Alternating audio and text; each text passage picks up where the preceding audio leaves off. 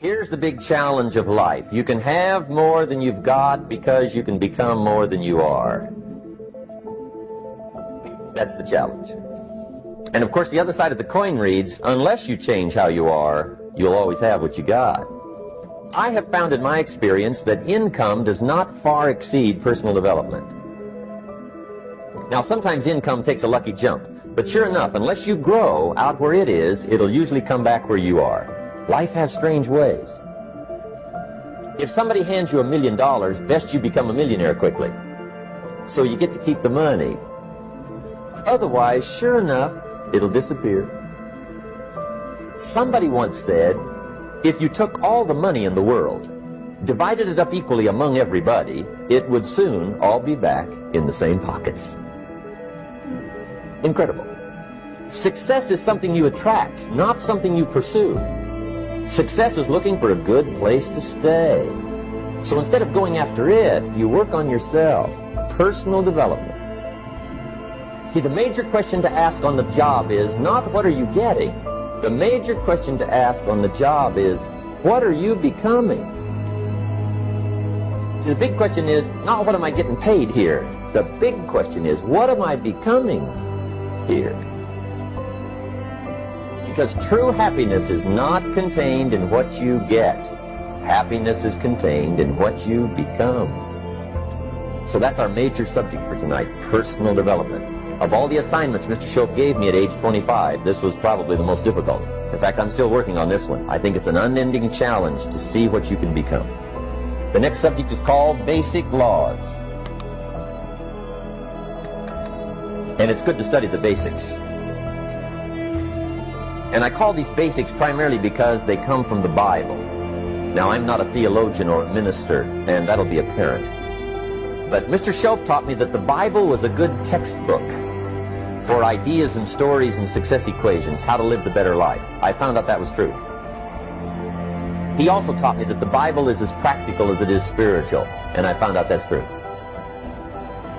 If you look at your bank account and your income and you're not happy, there are several places in the Bible to check to see what the heck's wrong, so you can make the changes. And we're going to cover some of those tonight, called basics. Okay. The next subject is my favorite, setting goals. Mr. Shoaff taught me how to set goals. What a favor that was. One morning at breakfast, shortly after I met him, he said, Jim, let me see your current list of goals, and let's go over them and talk about them. He said, maybe that's the best way I can help you get a better direction started. And I said, I don't have a list. He said, well, is it out in the car or home somewhere? I said, no, sir. I don't have a list anywhere. He said, well, young man, that's where we got to start. He said, I can tell you right now, if you don't have a list of your goals with you, he said, I can guess your bank balance within a few $100s. Which he did. And that got my attention. I said, you mean my bank balance would change if I had a list of goals? He said, drastically. That day, I became a willing student how to set goals. And sure enough, learning how to set goals changed my life. And I often wondered why no one had ever taught me how to set goals up until age 25. I went to high school, but if they offered it, I missed it. I went to college for a year, never heard it. I worked for Sears, really. And to my knowledge, Sears never taught it. Right? How to set goals. So here I am, age 25, married, my family's starting, I've been to college, I'm working, and I still don't know how to set goals. But fortunately, when I was 25, I met the man who taught me how, and it revolutionized my whole life. Economically, socially, personally, it's incredible. So I want to share with you tonight what Mr. Shoaff shared with me, how to set goals. It can be a life changer. Okay. The next subject is the negative part of the seminar. Life is part negative, so we got to talk about the negative. And this subject is called diseases of attitude. There's a lot of things that can wreck your chances to do well. We live in a rather dangerous world, so you got to be not only wise, you got to be careful. Now, attitude diseases are just as bad as physical diseases, right? High blood pressure, heart trouble. I mean, a lot of things lace your chances to do well. So you've got to be careful. And attitude diseases are deadly. I mean, they'll destroy all the good things you start. Okay? So we'll go through those attitude diseases, how to spot them, how to look for them, what they are, and the cure. And I'm a pro on these because I've had them all, so I can give you excellent advice on these. Now, the last subject we're going to consider tonight is called the day that turns your life around. The day that turns your life around. And under this subject, we're going to talk about the emotions that can change your life. Human beings are emotional creatures, and emotions are powerful for life change.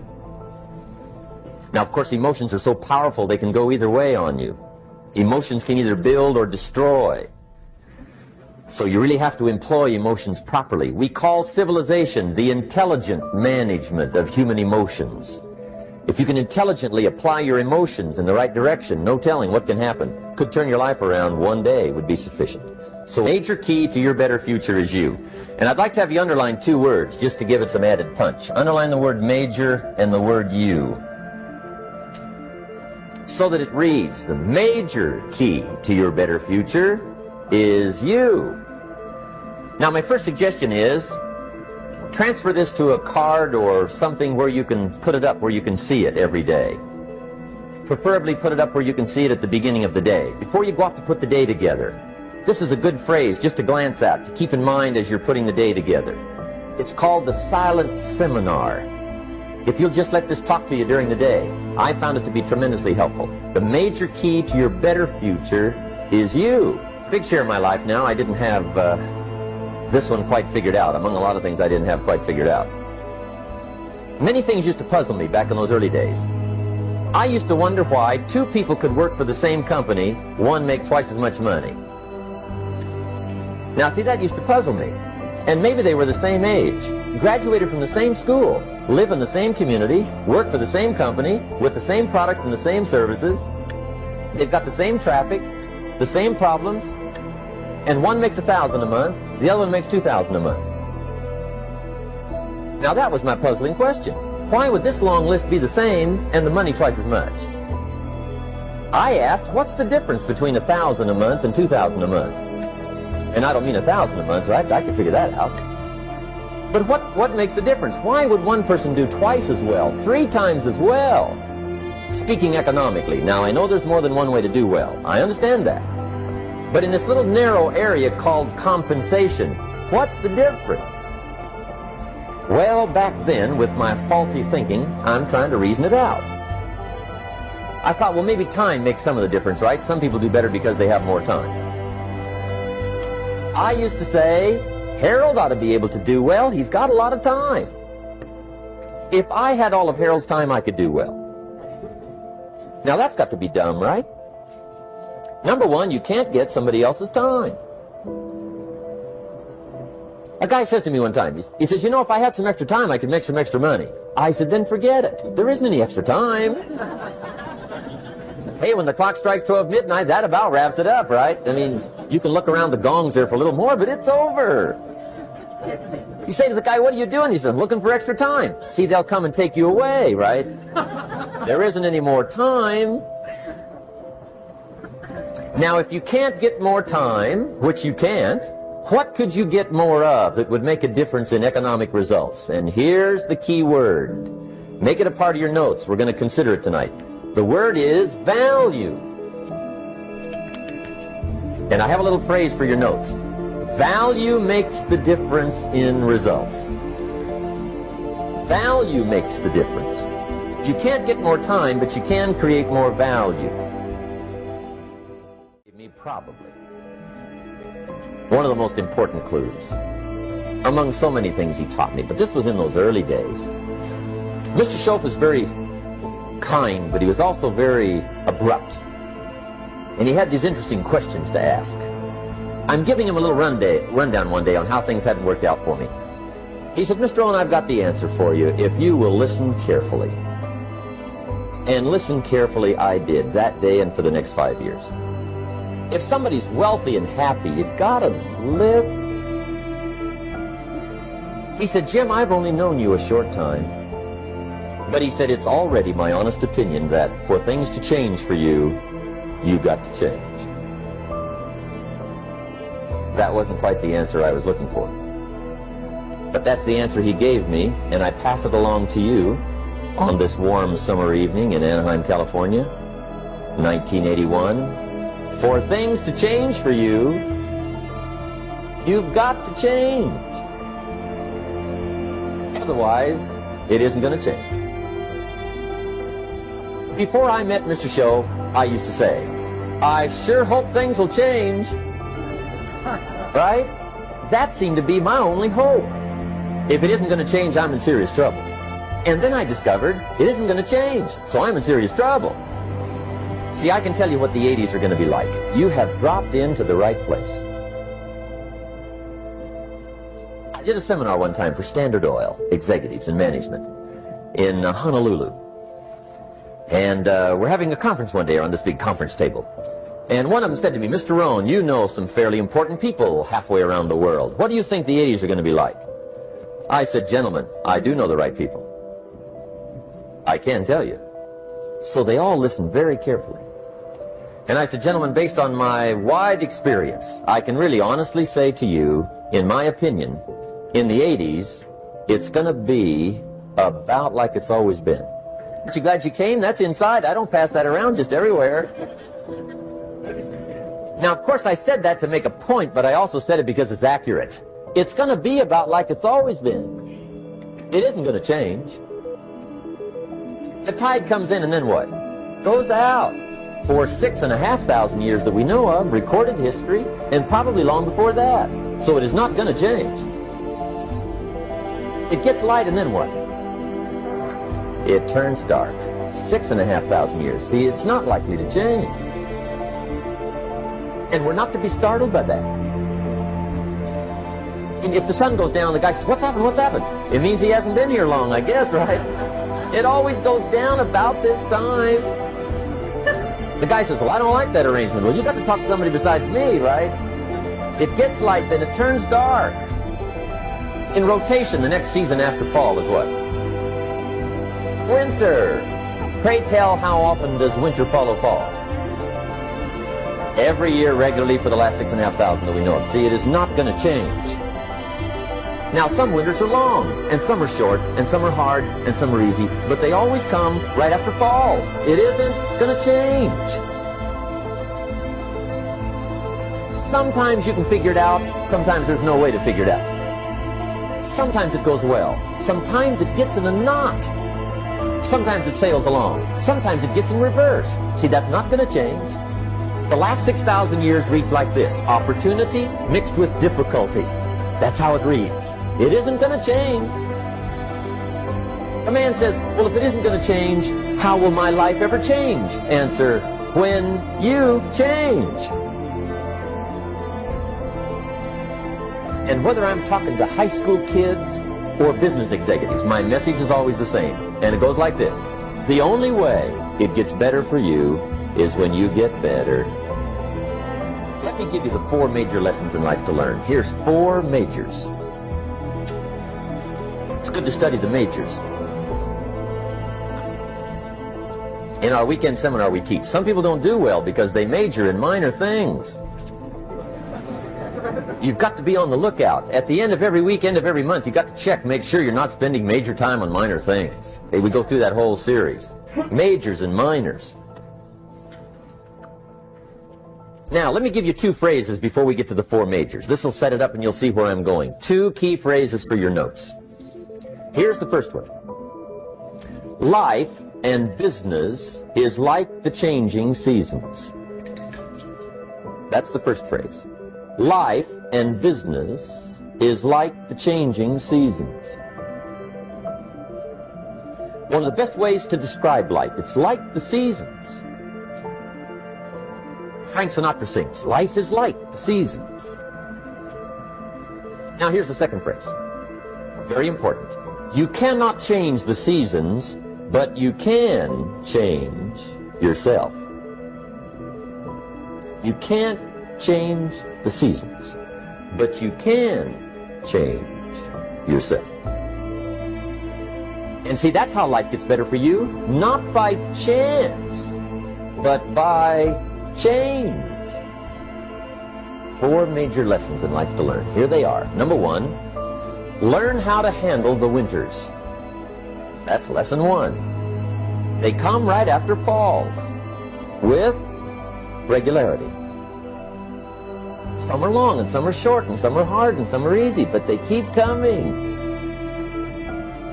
You must learn to handle the nights. They come right after days. You must learn to handle difficulty. It comes right after opportunity. You must learn to handle recessions. They always follow progressions. For the last 6,000. See, it isn't going to change. The lesson you must learn is how to handle it. And there's all kinds of winters, right? The winter when you can't figure it out. The winter when it all goes smash. The winter when it turns belly up. The winter when it won't work, when you've run out of money and you've got a broken heart. See, those are winter times. There's all kinds. Economic winters, social winters, personal winters. When your heart is smashed in 1,000 pieces and the nights are unusually long, your prayers seem to go no higher than your head. It's wintertime. Barbra Streisand sings, "It used to be so natural to talk about forever, but used to be's don't count anymore. They just lay on the floor till we sweep them away.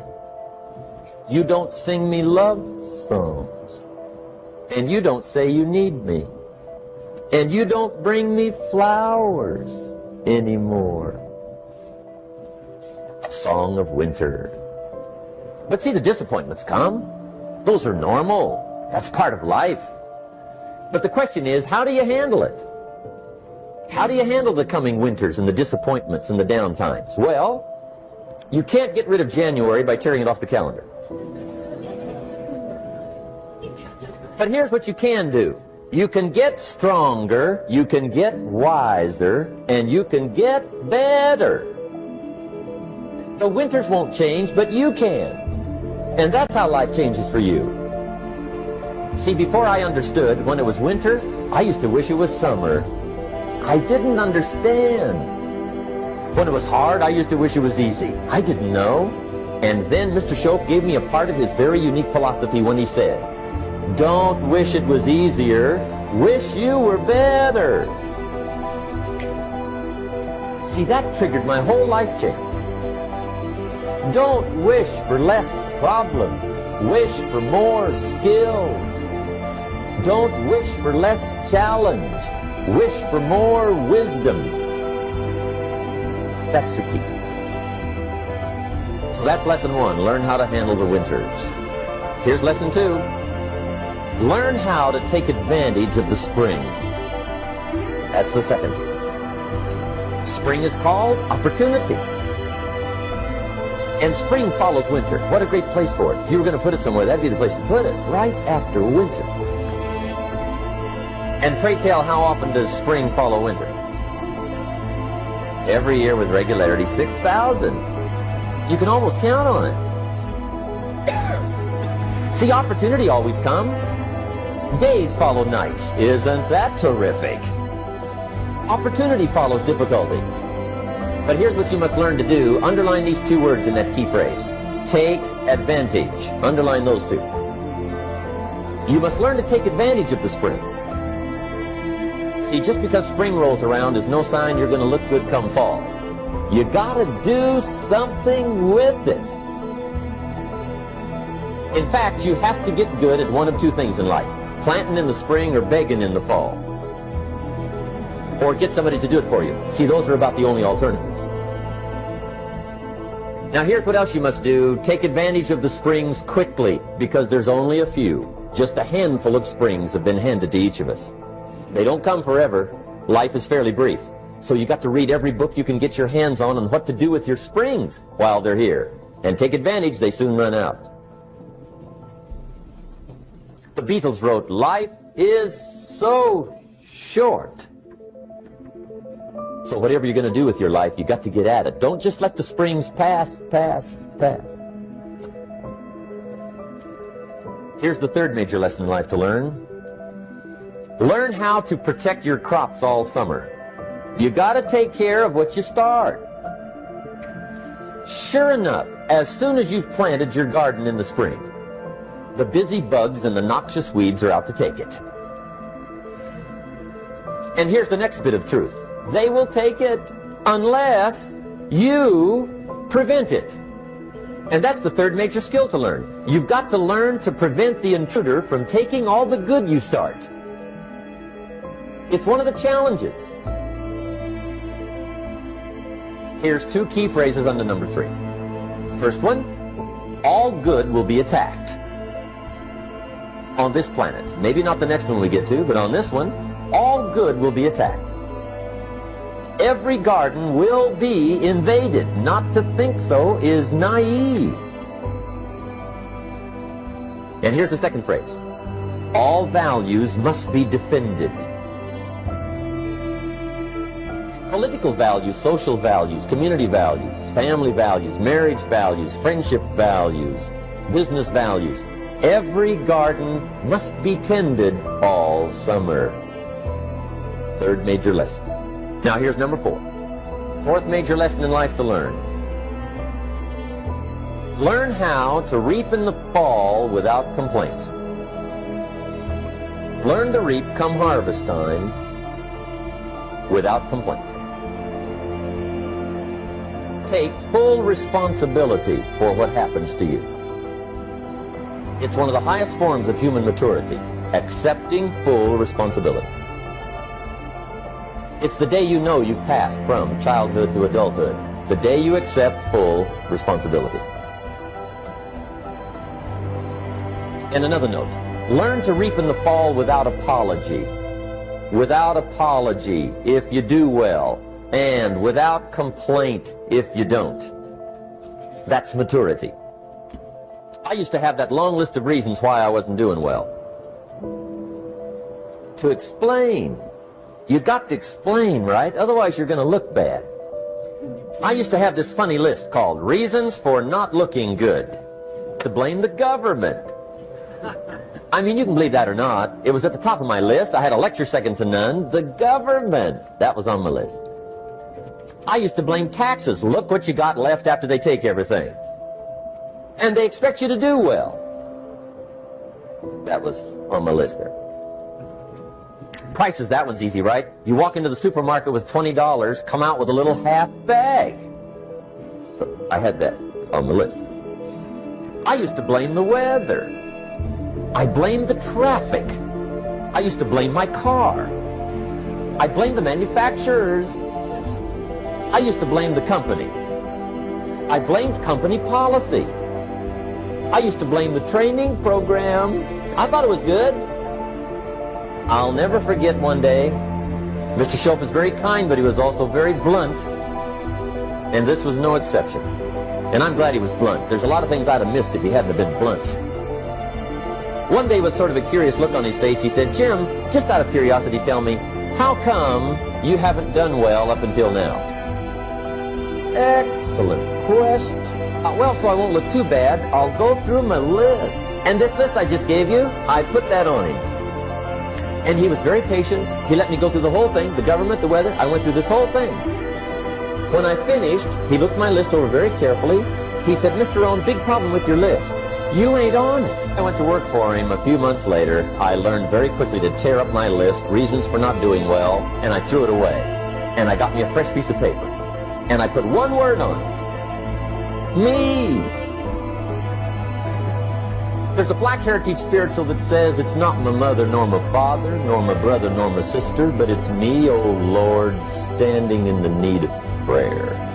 And then let me give you a little philosophy to help turn my life around. For your notes, here it is.